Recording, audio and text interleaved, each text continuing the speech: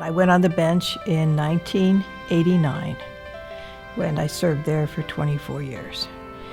At the beginning, there were very few drug cases, although there were a few that were unforgettable. The odd thing is that being arrested or being any kind of intervention of any kind can be a lifesaver, even if it's an arrest.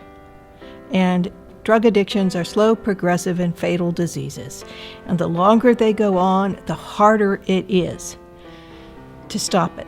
Dealing with people for 24 years, I can tell you that 80% of the people who are going to jail have underlying health issues that with treatment may not be cured, but they could certainly be helped.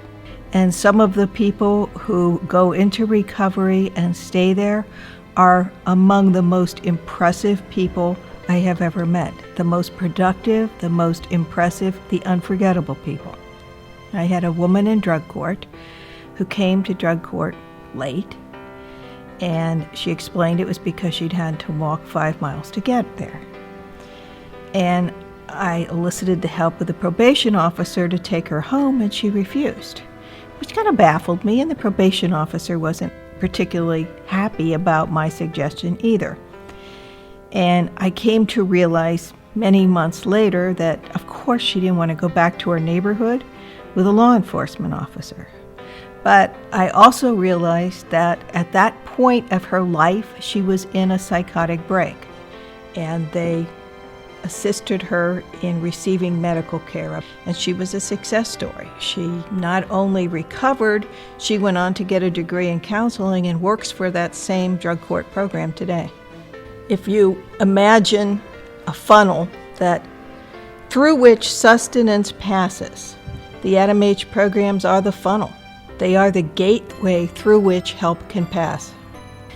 For families who deal with mental health issues, the family needs to see themselves in the heroic light in which they live. So often the progress that we make is small. Well, it's not a matter of them. It's not a matter of you. It is all a part of us. And in the end, it's me, and it could be you. The effects don't just affect the person who has the problem. The problems are all of ours. Nothing is more democratic than problems. They have a way of finding everyone.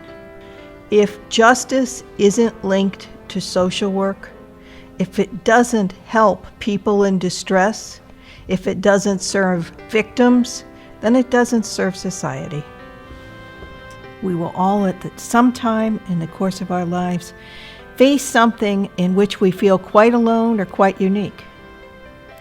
I think all of problems, particularly mental illness or addictions, make each person who suffers from it feel quite unique.